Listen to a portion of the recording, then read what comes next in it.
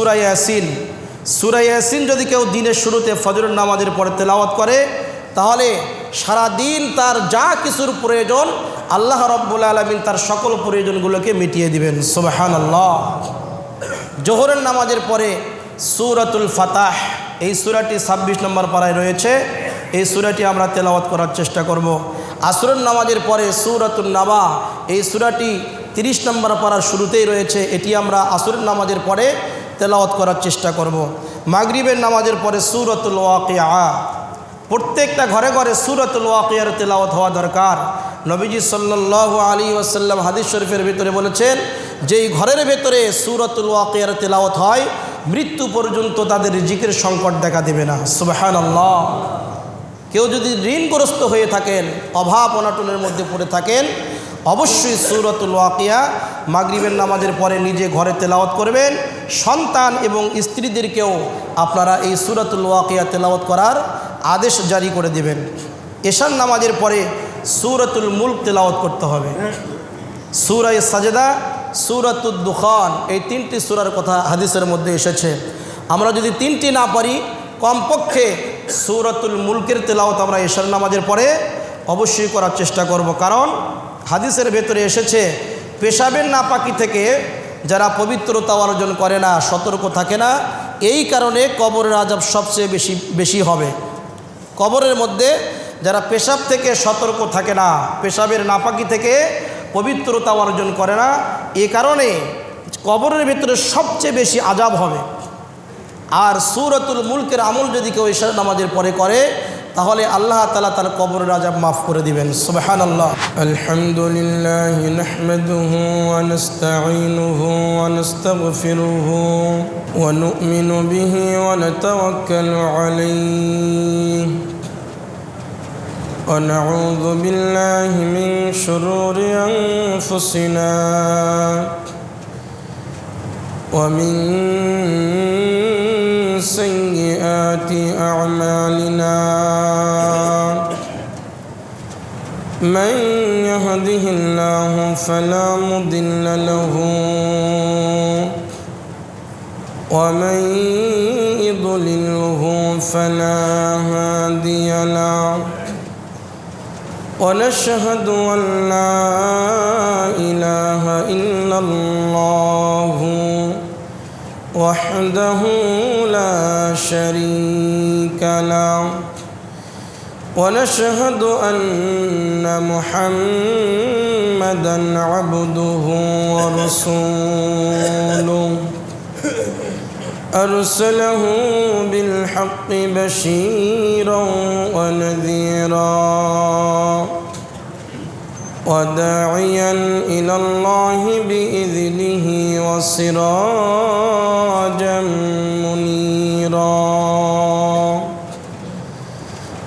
أما بعد فأعوذ بالله من الشيطان الرجيم بسم الله الرحمن الرحيم قل إن كنتم تحبون الله فاتبعوني يحببكم الله ويغفر لكم ذنوبكم والله غفور رحيم وقال تعالى في موضع آخر شهد الله أنه لا إله إلا هو والملائكة وأولو العلم قائما بالقسط لا إله إلا هو العزيز الحكيم وقال تعالى في شان حبيبه ومحبوبه إن الله وملائكته يصلون على النبي يا أيها الذين آمنوا صلوا عليه وسلموا تسليما درود পাঠ করি اللهم صل على محمد وعلى آل محمد كما صليت على إبراهيم وعلى آل إبراهيم إنك حميد مجيد اللهم بارك على محمد وعلى آل محمد كما باركت على إبراهيم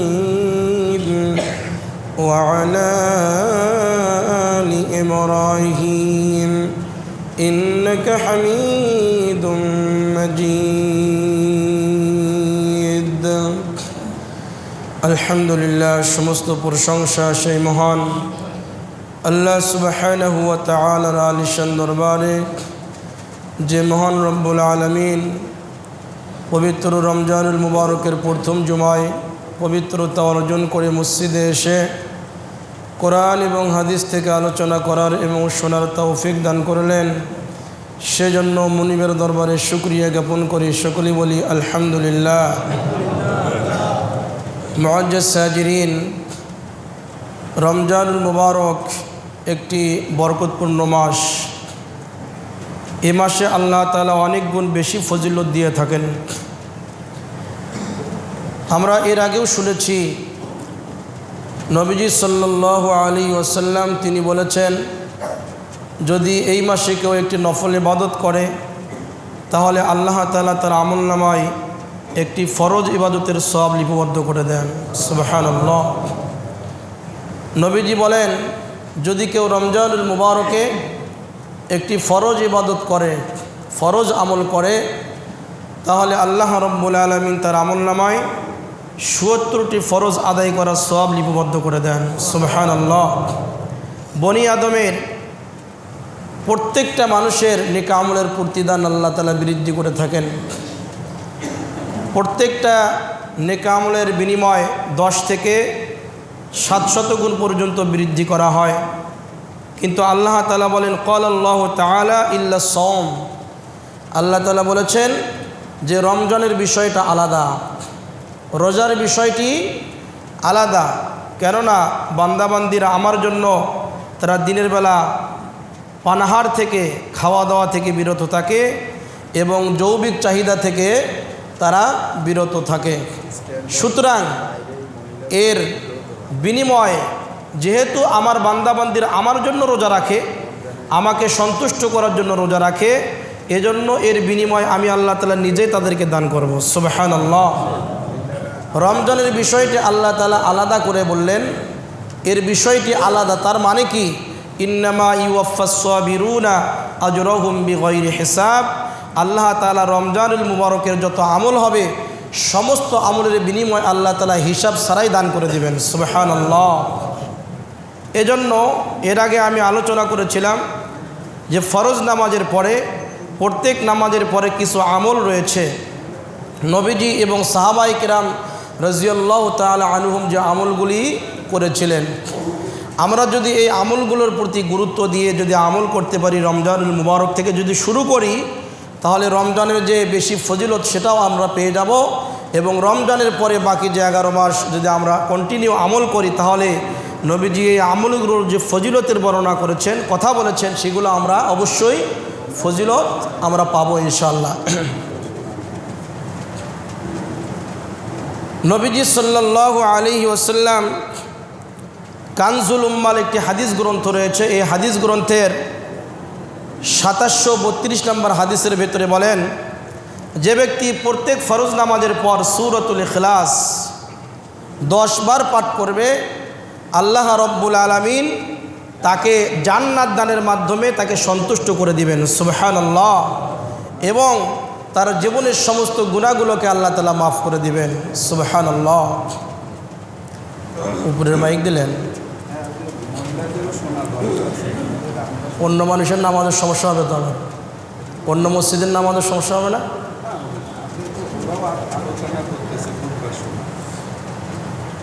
নবীজি সাল্লাল্লাহু আলাইহি ওয়াসাল্লাম কানজুল উম্মাল হাদিস গ্রন্থের ৪৩,২২০ নম্বর হাদিসের ভিতরে বলেন, যে ব্যক্তি প্রত্যেক ফরজ নামাজের পর 10 বার সূরাতুল ইখলাস পাঠ করবে, আল্লাহ রব্বুল আলামিন ওই ব্যক্তিকে সুযোগ করে দিবেন, সে কিয়ামতের ময়দানে হিসাব নিকাশ হওয়ার পরে জান্নাতের যে কোনো দরজা দিয়ে ইচ্ছা সে জান্নাতে প্রবেশ করতে পারবে। সুবহানাল্লাহ। সূরাতুল ইখলাসের ভেতরে আল্লাহ তাআলার পরিচয় দেওয়া হয়েছে, এজন্য এই সূরাটির অনেক ফজিলত বেশি। আমরা এই সূরাটির উপরে বেশি বেশি করে আমল করার চেষ্টা করব। প্রত্যেক ফরজ নামাজের পরে আরও কিছু সূরা নবীজি সাল্লাল্লাহু আলাইহি ওয়াসাল্লাম এবং সাহাবায়ে কেরাম রাদিয়াল্লাহু আনহুম আমল করতেন। ফজরের নামাজের পরে নবীজি সূরা ইয়াসিনের তেলাওয়াত করতেন। কোন সূরা? সূরা ইয়াসিন। সূরা ইয়াসিন যদি কেউ দিনের শুরুতে ফজরের নামাজের পরে তেলাওয়াত করে, তাহলে সারা দিন তার যা কিছুর প্রয়োজন আল্লাহ রাব্বুল আলামিন তার সকল প্রয়োজনগুলোকে মিটিয়ে দিবেন। সুবহানাল্লাহ। জোহরের নামাজের পরে সূরাতুল ফাতাহ, এই সূরাটি 26 নম্বর পারায় রয়েছে, এই সূরাটি আমরা তেলাওয়াত করার চেষ্টা করব। আসরের নামাজের পরে সূরাতুন নাবা, এই সূরাটি 30 নম্বর পারার শুরুতেই রয়েছে, এটি আমরা আসরের নামাজের পরে তেলাওয়াত করার চেষ্টা করব। মাগরিবের নামাজের পরে সূরাতুল ওয়াকিয়া, প্রত্যেকটা ঘরে ঘরে সূরাতুল ওয়াকিয়ার তেলাওয়াত হওয়া দরকার। নবীজি সাল্লাল্লাহু আলাইহি ওয়াসাল্লাম হাদিস শরীফের ভিতরে বলেছেন, যেই ঘরের ভেতরে সূরাতুল ওয়াকিয়ার তেলাওয়াত হয় মৃত্যু পর্যন্ত তাদের রিজিকের সংকট দেখা দেবে না। সুবহানাল্লাহ। কেউ যদি ঋণগ্রস্ত হয়ে থাকেন, অভাব অনাটনের মধ্যে পড়ে থাকেন, অবশ্যই সূরাতুল ওয়াকিয়া মাগরিবের নামাজের পরে নিজে ঘরে তেলাওয়াত করবেন। সন্তান এবং স্ত্রীদেরকেও আপনারা এই সূরাতুল ওয়াকিয়া তেলাওয়াত করার আদেশ জারি করে দেবেন। এশার নামাজের পরে সূরাতুল মুলক তেলাওয়াত করতে হবে। সূরা সাজদা, সূরাতুদ দুখান, এই 3টি সূরার কথা হাদিসের মধ্যে এসেছে।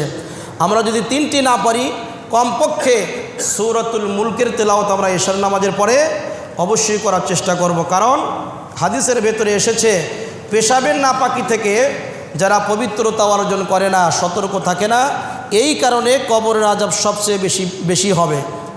কবরের মধ্যে যারা পেশাব থেকে সতর্ক থাকে না, পেশাবের নাপাকি থেকে পবিত্রতা অর্জন করে না, এ কারণে কবরের ভিতরে সবচেয়ে বেশি আযাব হবে। আর সূরাতুল মুলকের আমল যদি কেউ এশার নামাজের পরে করে, তাহলে আল্লাহ তাআলা তার কবরের আযাব মাফ করে দিবেন। সুবহানাল্লাহ। শুধু তাই না, নবীজি সাল্লাল্লাহু আলাইহি ওয়াসাল্লাম হাদিস শরীফের ভিতরে বলেছেন, কেউ যদি সূরাতুল মুলকের তেলাওয়াত এশার নামাজের পরে করে, এই সূরাতুল মুলক পাখির সূরত ধরে, পাখির আকৃতি ধারণ করে কবরের মধ্যে প্রবেশ করবে, আর ওই কবরবাসীকে সূরাতুল মুলকের তেলাওয়াতকারীকে বলতে থাকবে, তোমার কোনো ভয় নেই, তোমার কোনো টেনশন নেই। ওই মরহুম ব্যক্তি বলবে, আহারে এই ভীষণ অন্ধকার কবরের ভেতরে এই ছোট্ট একটি পাখি কি আমাকে রক্ষা করতে পারবে?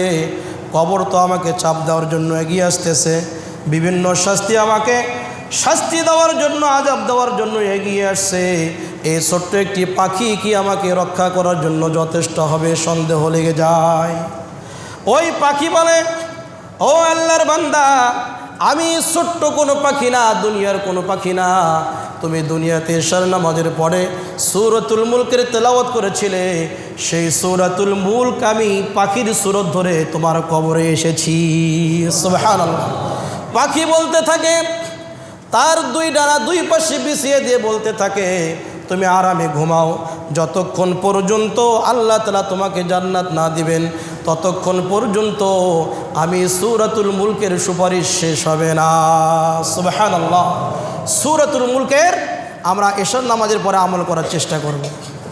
ফরজ নামাজের পরে আরেকটি গুরুত্বপূর্ণ আমল রয়েছে, তাফসীরে মারিফুল কোরআনের ভেতরে এসেছে।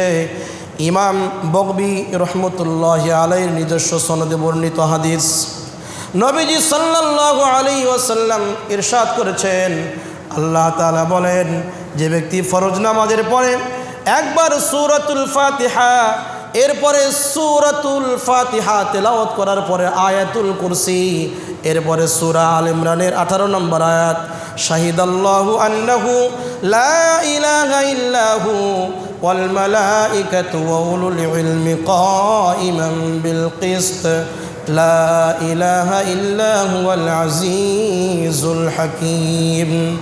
সূরা আল ইমরানের এর সঙ্গে যুক্ত করতে হবে 26 এবং 27 নম্বর আয়াত, কুলিল্লাহুম্মা মালিকাল মুলকি তুতিল মুলকা মান তাশা ওয়া তানজিউল মুলকা মিম্মান তাশা ওয়া তুইজ্জু মান তাশা ওয়া তুযিল্লু মান তাশা বিয়াদিকাল খায়র ইন্নাকা আলা কুল্লি শাইইন কাদির। تولج الليل في النهار وتولج النهار في الليل وتخرج الحي من الميت وتخرج الميت من الحي وترزق من تشاء بغير حساب। আল্লাহ তাআলা বলেন, কেউ যদি ফরজ নামাজের পরে এই আমলগুলো করে, সূরাতুল ফাতিহা একবার, আয়াতুল কুরসি একবার, সূরা আল ইমরানের 18 নম্বর আয়াত, 26 এবং 27 নম্বর আয়াত পাঠ করে, আল্লাহ তাআলা বলেন, আল্লাহর হাবিব ঘোষণা দিয়েছেন যে আমি আল্লাহ রব্বুল আলামিন তার ঠিকানা জান্নাতের ভিতরে করে দেব। সুবহানাল্লাহ। শুধু তাই না, আল্লাহ তাআলা বলেন আমি তার স্থান সকাশে করে দেব, আমার নিকটবর্তী করে দেব, আর প্রতিদিন তার প্রতি 70 বার রহমতের দৃষ্টি আমি আল্লাহ তাআলা তার প্রতি দিয়ে দেব। সুবহানাল্লাহ। শুধু তাই না, 70টি প্রয়োজন আমি আল্লাহ তাআলা তার মিটিয়ে দেব, আর শত্রুর কবল থেকে আমি আল্লাহ তাআলা তাকে আশ্রয় দিয়ে দেব, এবং শত্রুর বিরুদ্ধে লড়াই করতে গিয়ে তাকে আমি বিজয় দান করে দেব। সুবহানাল্লাহ। ছোট্ট একটি আমল, কিন্তু ফজিলত অনেক বেশি। সূরাতুল ফাতিহা একবার, এর সাথে মিলাতে হবে আয়াতুল কুরসি একবার, সূরা আল ইমরানের 18 নম্বর আয়াত এবং 26-27 নম্বর আয়াত, এগুলো মুখস্থ করে যদি আমল করতে পারি, তাহলে আল্লাহ তাআলা হাদিসে কুদসির ভিতরে বলেছেন তার ঠিকানা হবে জান্নাতে। সুবহানাল্লাহ। যদি জান্নাত পেতে চাই, ফরজ নামাজের পরে আমরা চেষ্টা করব এই আমলগুলো করার। সম্মানিত উপস্থিতি, সকাল সন্ধ্যায় এবং কিছু আমল রয়েছে, অর্থাৎ ফজরের নামাজের পরে এবং মাগরিবের নামাজের পরে কিছু আমল রয়েছে। আবু দাউদ শরীফের 5079 নম্বর হাদিসের ভিতরে নবীজি সাল্লাল্লাহু আলাইহি ওয়াসাল্লাম ইরশাদ করেন, যে ব্যক্তি ফজরের নামাজের পরে, যে ব্যক্তি মাগরিবের নামাজের পরে আল্লাহুম্মা আজিরনি মিনান নার 7 বার পাঠ করবে, আল্লাহ তাআলার হাবিব বলেন সে যদি রাতে অথবা ওই দিনে মারা যায়, সে জাহান্নাম থেকে নাজাত পেয়ে যাবে। সুবহানাল্লাহ। ছোট্ট একটি দোয়া, আল্লাহুম্মা আজিরনি মিনান নার, হে আল্লাহ আপনি আমাকে জাহান্নামের আগুন থেকে রক্ষা করুন, মুক্তি দান করুন। আমরা করতে পারবো না ইনশাআল্লাহ? ফজর নামাজের পরে 7 বার, মাগরিবের নামাজের পরে 7 বার, সকাল সন্ধ্যায় এই দোয়াটি আমরা 7 বার করে পাঠ করার চেষ্টা করব। নবীজি সাল্লাল্লাহু আলাইহি ওয়াসাল্লাম তিরমিজি শরীফের হাদিস 3399 নম্বর হাদিসের ভিতরে নবীজি বলেন, যে ব্যক্তি সকাল সন্ধ্যায় 3 বার করে রাদিতু বিল্লাহি রাব্বান ওয়া বিল ইসলামি দীনা ওয়া বি মুহাম্মাদিন সাল্লাল্লাহু আলাইহি ওয়াসাল্লাম নবিয়্যান ওয়া রাসূলা, এই দোয়াটি 3 বার করে পাঠ করবে, কিয়ামতের ময়দানে আল্লাহ তাআলার উপরে আবশ্যক হয়ে যাবে তাকে জান্নাত দানের মাধ্যমে খুশি করা, সন্তুষ্ট করা। সুবহানাল্লাহ। কিয়ামতের ময়দানে আল্লাহ তাআলার উপরে আবশ্যক হবে, অবধারিত হবে ওই ব্যক্তিকে জান্নাতের মাধ্যমে সন্তুষ্ট করা, খুশি করা। দোয়াটি কি? রাদিতু বিল্লাহি রাব্বান ওয়া বিল ইসলামি দীনা ওয়া বি মুহাম্মাদিন সাল্লাল্লাহু আলাইহি ওয়াসাল্লাম নবিয়্যান ওয়া রাসূলা। এর অর্থ কি? রাদিতু বিল্লাহি রাব্বা, রব হিসাবে আল্লাহকে পেয়ে আমি সন্তুষ্ট। আমরা যদি আল্লাহকে রব হিসাবে মানি, আমরা পৃথিবীর কোনো রাজনৈতিক দলকে রব হিসাবে মানতে পারবো না, তাদেরকে প্রাধান্য দেব না। আমরা যদি রব হিসাবে আল্লাহকে মেনে নিই, তাহলে এক আল্লাহর হুকুম যদি আমরা মেনে চলি, এই পৃথিবীতে রব আমাদের রিজিকের সংকট রাখবেন না। টাকা পয়সার জন্য, ধন সম্পদ অর্জন করার জন্য, দুনিয়ার ক্ষমতা অর্জনের জন্য যারা বিভিন্ন প্রকার বিভিন্ন অপকৌশলের আশ্রয় নিয়ে থাকি, বিভিন্ন দল করে থাকি, আমরা মনে করি অমুক দল করলে মনে হয় আমার শক্তি বেশি হবে, আমার টাকা পয়সা বেশি হবে। না, আল্লাহকে রব হিসেবে মেনে নাও, আল্লাহর হুকুমগুলোকে পালন করো, আল্লাহর হুকুমগুলোকে বাস্তবায়ন করার জন্য চেষ্টা করো, আল্লাহর জমিনে আল্লাহর আইন প্রতিষ্ঠা করার জন্য তুমি চেষ্টা করো। রবকে যদি তুমি আল্লাহকে মেনে নাও, পৃথিবীতে এবং আখিরাতে তোমার কোনো অভাব অনটন থাকবে না। সুবহানাল্লাহ। রাদিতু বিল্লাহি রব্বা, আমি আমার রব হিসেবে আল্লাহকে পেয়ে সন্তুষ্ট, আমি রাজি আর খুশি। ওয়াবিল ইসলামি দীনা, আর ইসলামকে ধর্ম হিসেবে পেয়ে আমি সন্তুষ্ট। আমরা ইসলামকে বিশ্বাস করি, এরপরে আমরা অনেক জানিও কিন্তু আমল করি না।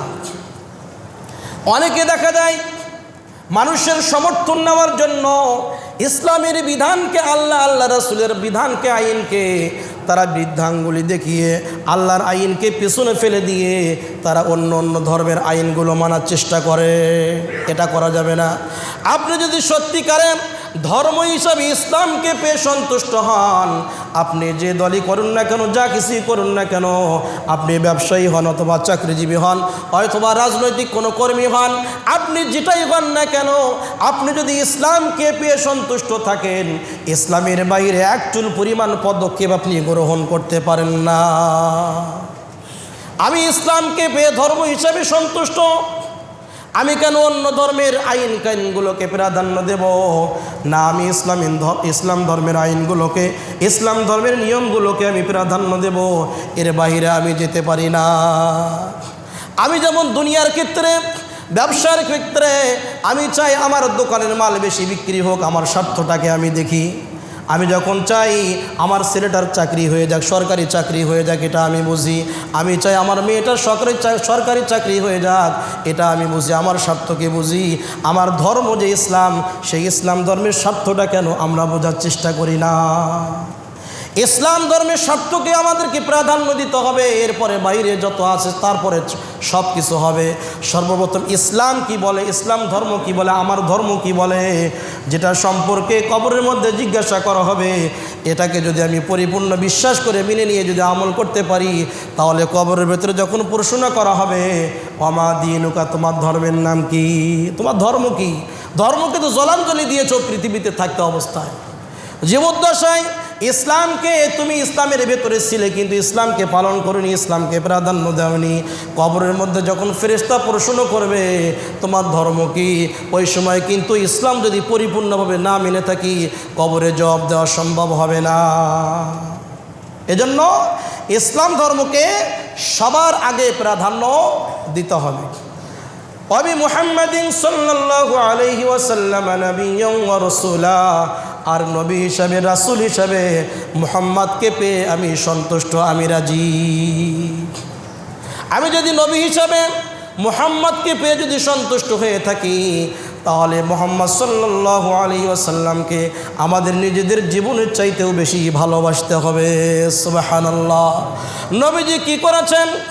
ইসলামের দাওয়াত দিয়েছেন, কোরআনের দাওয়াত দিয়েছেন, আল্লাহর হুকুমের কথা বলেছেন, আল্লাহর আইনের কথা বলেছেন, এর বাইরে তিনি কোনো কাজ করেননি। যা কিছু করেছেন, ইহুদি খ্রিস্টান সহ অমুসলিম সহ যাদের সাথে তিনি সন্ধি করেছিলেন, সম্পর্ক স্থাপন করেছিলেন, সব কিছু আল্লাহর হুকুম বাস্তবায়নের স্বার্থেই তিনি করেছিলেন। আমাদেরকেও ইসলামের স্বার্থে আর আল্লাহর হুকুম বাস্তবায়নের স্বার্থে যত প্রকার সম্পর্ক রয়েছে এগুলো করতে হবে।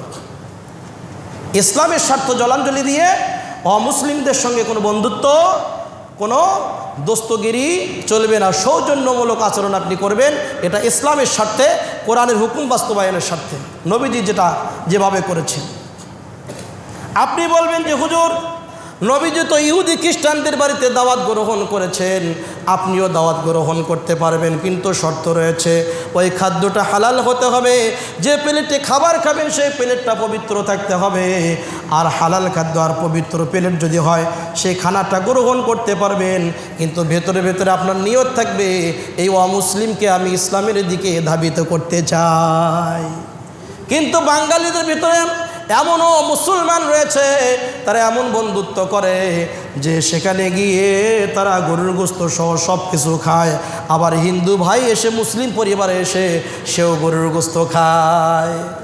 এরকম অন্তরঙ্গ বন্ধুত্ব করা যাবে না। অন্তরঙ্গ মনের বন্ধুত্ব করা অমুসলিমদের সঙ্গে আল্লাহ তাআলা হারাম ঘোষণা করে দিয়েছেন। অমুসলিমদের সঙ্গে সৌজন্যমূলক আচরণ করতে পারেন, অন্তরঙ্গ বন্ধুত্ব এটা হারাম। কোরআনে কোথায় আছে? অনেক আয়াতের ভিতরে আল্লাহ তাআলা বলেছেন, ইয়া আইয়ুহাল্লাযীনা আমানু লা তাত্তাখিযুল ইয়াহুদা ওয়ান নাসারা আউলিয়া। হে ঈমানদারগণ, তোমরা ইহুদি এবং খ্রিস্টানদেরকে বন্ধুরূপে গ্রহণ করো না। আল্লাহ তাআলা নিষেধ করে দিয়েছেন, তাদেরকে বন্ধুরূপে গ্রহণ করা যাবে না। তাদের সঙ্গে সৌজন্যমূলক আচরণ করতে হবে, যাতে বলতে না পারে ইসলাম আর মুসলমান খারাপ, এটা যাতে করে বলতে না পারে। নবীজি বললেন, যারা সকাল সন্ধ্যায় ফজর নামাজের পরে এবং মাগরিবের নামাজের পরে রদিতু বিল্লাহি রব্বা ওয়া বিল ইসলামি দীনা ওয়া বি মুহাম্মাদিন সাল্লাল্লাহু আলাইহি ওয়াসাল্লাম নবিয়্যান ওয়া রাসূলা, এই দোয়াটি 3 বার করে পাঠ করবে, কিয়ামতের ময়দানে আল্লাহর উপরে আবশ্যক হয়ে যাবে ওই ব্যক্তিকে জান্নাত দিয়ে সন্তুষ্ট করা। সুবহানাল্লাহ। এই আমলটি করব তো ইনশাআল্লাহ। আরেকটি আমল নবীজি বলেন, আবু দাউদ শরীফের হাদিস, তিরমিজি শরীফের হাদিসের ভেতরে এসেছে, যে ব্যক্তি সকাল সন্ধ্যায় ফজরের নামাজের পরে এবং মাগরিবের নামাজের পরে বিসমিল্লাহিল্লাযী লা ইয়াদুররু মা ইসমিহি শাইউন ফিল আরদি ওয়ালা ফিস সামাই ওয়া হুয়াস সামিউল আলিম, এই দোয়াটি 3 বার করে পাঠ করবে, আসমান জমিনের ভেতরে যত বস্তু রয়েছে, যত জিনিস রয়েছে, যত মাখলুক রয়েছে, কোনো বস্তুই আপনার কোনো ক্ষতি করতে পারবে না। সুবহানাল্লাহ। এই দোয়াটির ব্যাখ্যায় মুহাদ্দিসিনে কিরাম বলেছেন, যেদিন সকালে অথবা বিকালে যদি কোনো আল্লাহর বান্দাবান্দি এই দোয়াটি 3 বার আমল করে, ওই দিন তার মৃত্যু পর্যন্ত হবে না, মৃত্যু পর্যন্ত হবে না। এর অর্থ কি?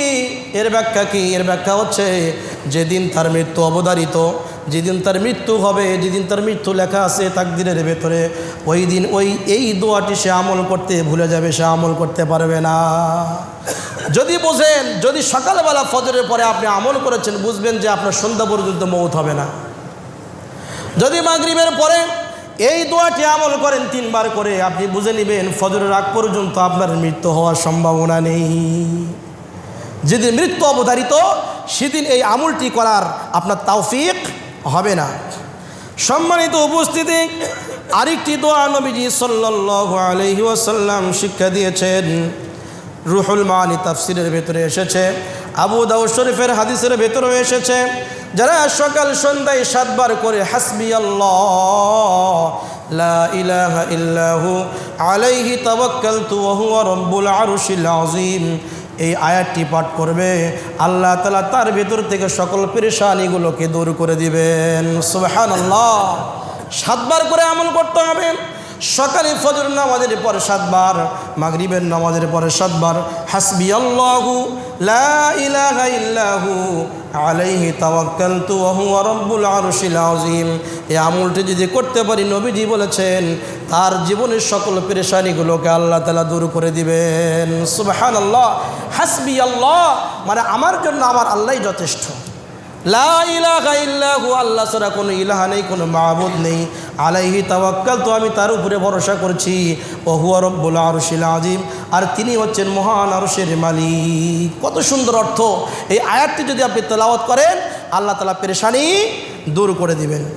সম্মানিত উপস্থিতি, আরেকটি আমল নবীজি সাল্লাল্লাহু আলাইহি ওয়াসাল্লাম আমাদেরকে শিক্ষা দিয়েছেন। এই আমলটি তিরমিজি শরীফের ভেতরে এসেছে। নবীজি বলেছেন, যে ব্যক্তি ফজরের নামাজের পরে, মাগরিবের নামাজের পরে আউযু বিল্লাহিস সামিউল আলিম মিনাশ শাইতানির রাজিম 3 বার পাঠ করবে, এরপরে সূরাতুল হাশরের শেষের 3টি আয়াত হুয়াল্লাহুল্লাযী লা ইলাহা ইল্লাহু এখান থেকে শুরু করে শেষ পর্যন্ত তেলাওয়াত করবে, আল্লাহ তাআলা তার জন্য ৭০,০০০ ফেরেশতা নিযুক্ত করে দেন। সুবহানাল্লাহ। এই ৭০,০০০ ফেরেশতা সকাল থেকে সন্ধ্যা পর্যন্ত, সন্ধ্যা থেকে ফজর পর্যন্ত তার জন্য রহমতের দোয়া করতে থাকে। সুবহানাল্লাহ।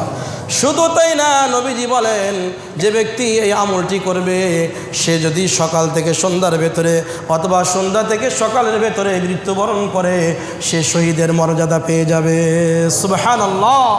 আমরা এই আমলগুলি করার চেষ্টা করব। এখানে একটি মাসআলা রয়েছে, ইমামের সাথে বা ইমাম সাহেব এই যে সূরাতুল হাশরের শেষের 3টা আয়াত মুসল্লিদেরকে নিয়ে একসাথে একত্রিতভাবে সম্মিলিতভাবে আমল করতে পারবে কিনা, একটি মাসআলা জানার বিষয়। যদি ইমাম সাহেব মুসল্লিদেরকে তালিম দেওয়ার নিয়তে এই আমলটি করে, মুসল্লিদের মুখস্থ নেই, সূরাতুল হাশরের শেষের 3টা আয়াত মুখস্থ নেই, যদি মুখস্থ করার নিয়তে যদি ইমাম সাহেব পড়ান, তাহলে এটা জায়েজ রয়েছে। যখন মুখস্থ হয়ে যাবে, মুসল্লিদের যখন মুখস্থ শেষ, তখন আর এটা সম্মিলিতভাবে আমল করা যাবে না, তখন বিদআত হবে। মুসল্লিদের মুখস্থ হয়ে যাওয়ার পরে এটি আর সম্মিলিত আমল করা যাবে না, এটি হচ্ছে ব্যক্তিগত আমল। কেউ যদি করে, এটা নফল ইবাদত, সওয়াব পাবে, কেউ না করলে কোনো গুনাহ নেই। এজন্য অনেক মসজিদে দেখা যায় যে বছরকে বছর ধরে ইমাম সাহেব এই আমলটি মুসল্লিদেরকে নিয়ে একত্রিতভাবে সম্মিলিতভাবে করে থাকে। এটি ঠিক না, এটি ব্যক্তিগত আমল, এটা যার যে আমল ব্যক্তিগতভাবে সে করে নেবে। আজকের জুমার আলোচনায় কয়েকটি বিষয় একটু যোগ করতে হয়। একটি বিষয় হচ্ছে জেলা লিগ্যাল এইড অফিস। বর্তমান সরকার কিছু উদ্যোগ গ্রহণ করেছে, ভালো ভালো উদ্যোগ। এর মধ্যে একটি উদ্যোগ হচ্ছে সরকারি সহায়তায়, সরকারি খরচে আইনি সহায়তা। অনেক গরিব মানুষ নির্যাতিত, জুলুমের শিকার হয়, ছেলেকে নিয়ে সমস্যা, মেয়েকে নিয়ে সমস্যা, জমি বিক্রি নিয়ে সমস্যা বা ক্রয় করা নিয়ে সমস্যা, অনেক সমস্যায় জর্জরিত হয়, কিন্তু সে কোথাও কোনো বিচার পাচ্ছে না। তার যে হক সে সেটা পাচ্ছে না, যেখানে যায় শুধু টাকা ঘুষ দিতে হয়, সঠিক বিচার সে পায় না। এমন অসহায় গরিব মানুষদের জন্য সরকার একটি ভালো উদ্যোগ গ্রহণ করেছেন, সেটি হচ্ছে সরকারি খরচে আপনার মামলা পরিচালনা করা হবে। সরকারিভাবে উকিল নিয়োগ দেওয়া হবে, আপনার একটি টাকাও লাগবে না। আপনি শুধু জেলা জজ কোর্ট অফিস রয়েছে, সেখানে যাবেন, নিচতলায় অফিস রয়েছে জেলা লিগ্যাল এইড অফিস, ওখানে দেখবেন সাইনবোর্ড রয়েছে, আপনি দেখবেন, ওখানে যাবেন, অফিসে যোগাযোগ করে একটা ফর্ম রয়েছে, ফর্ম নেবেন, ফর্ম পুরা করে জমা দিবেন, আবেদন করবেন, দেখবেন আপনার জন্য একটা উকিল নিয়োগ করে দেওয়া হবে। ওই উকিল সাহেব বিনা টাকায় সরকারি খরচে আপনার মামলাকে পরিচালনা করবেন। এটি ভালো উদ্যোগ না? আমরা এই সহায়তা, এই সহযোগিতা আমরা নিতে পারি। এরপরে দেখা যায় যে অনেকে মামলা পছন্দ করে না। আপনি যদি মামলা না করতে চান, সেখানে মীমাংসা করে দেবে, সেও ব্যবস্থা রয়েছে। আপনি মামলা করবেন না, সেখানে উভয় পক্ষে বসিয়ে তারা নিজে থেকে, সেখানে উকিল সাহেব থাকবেন, জজ সাহেব থাকবেন, বিচারক থাকবেন, সরকারিভাবে নিয়োগ দেওয়া থাকবে, তারা আপনার সমস্যার সমাধান করে দেবেন। আমরা অবশ্যই এই সহযোগিতাটি গ্রহণ করব। এরপরে রমজানে অনেক ব্যবসায়ীকে দেখা যায় তারা প্রয়োজন ছাড়া নিত্য প্রয়োজনীয় জিনিসের দাম বৃদ্ধি করে থাকে। এটি ঠিক না। আমরা মুমিন মুসলমান, আমরা কেন জিনিসের দাম অহেতুক বৃদ্ধি করে দিয়ে আরেকজন মুসলমানকে কষ্ট দেব? একজন মুমিন আরেকজন মুমিনকে কষ্ট দিতে পারে না। আমরা এর থেকে বিরত থাকব। এরপর উপরের যদি কেউ এই বিষয়ে দায়ী থাকে, সংশ্লিষ্ট থাকে, আমরা তাদের জন্য দোয়া করব যেন আল্লাহ তাআলা তাদেরকে হেদায়েত দান করেন। স্টক কাকে বলে? অনেকে মাল জমা করে রাখে, মজুত করে রাখে। কোনো মাল মজুত করে রাখার কারণে যদি দীর্ঘদিন যাবৎ কোনো মাল জমা করে রাখার কারণে যদি মানুষের কষ্ট হয়, অন্য অন্য পশু পাখিদের কষ্ট হয়, যেমন আমরা কি খাই, ভাত খাই বা আমরা রুটি খেয়ে থাকি, কাঁচা বাজার বা সবজি খেয়ে থাকি, গরুর গোস্ত খেয়ে থাকি, এই যে মালগুলো, গরুরও খাবার রয়েছে, গরু ছাগলের কি খাবার নেই? এই খাবারগুলো কিনে, মানুষের খাবারগুলো কিনে আপনি মজুত করে রাখলেন। এই মজুত করা মালের কারণে, মজুত করে রাখার কারণে, বাজারে না ছাড়ার কারণে মানুষের কষ্ট হচ্ছে ব্যাপকভাবে, পশু পাখিদের কষ্ট হচ্ছে। এরকম মজুত করা, স্টক করা এটা হারাম, এটা নিষিদ্ধ। যেমন এখন গরমকাল চলে এসেছে, গরমকাল চলে এসেছে, আপনি এখন শীতের মোজা স্টক করলেন, শীতকালের জ্যাকেট, সোয়েটার এগুলো আপনি স্টক করলেন, মজুত রাখলেন, এতে গুনাহ হবে না। আপনি কি করবেন, শীত যখন চলে আসবে তখন শীতের শুরুতে মালগুলো আস্তে আস্তে সারা বিক্রি করা শুরু করে দেবেন। এটাকে কিন্তু স্টকই বলা হয় না। যদি আপনি শীতের মালটা গরমকালে 6 মাসও যদি মজুত করে রাখেন কোনো গুনাহ হবে না। আমার যে জ্যাকেট বা আমার শীতের যে পাঞ্জাবি, মোটা কাপড়ের পাঞ্জাবি, এটা তো আমি সুন্দর করে পরিষ্কার করে আমি শোকেসের ভিতরে রেখে দিয়েছি, তাতে কি গুনাহ হবে? আপনি যদি শীতের মালটা গরমকালে যদি 6 মাস স্টক করে রাখেন, এটাকে মজুদ বলা হয় না, এটাকে স্টকই বলা হয় না, এটার দ্বারা কোনো গুনাহই হবে না। ওই মালটা, যে মালটা মজুদ করে রাখলে মানুষের কষ্ট হয়, পশু পাখির কষ্ট হয়, এটা দীর্ঘদিন যাবৎ মজুদ করে রাখা, দাম বৃদ্ধি করার জন্য, মুনাফা অর্জনের জন্য, অধিক মুনাফা অর্জনের জন্য মজুদ করে রাখা, এটা শরীয়তে হারাম।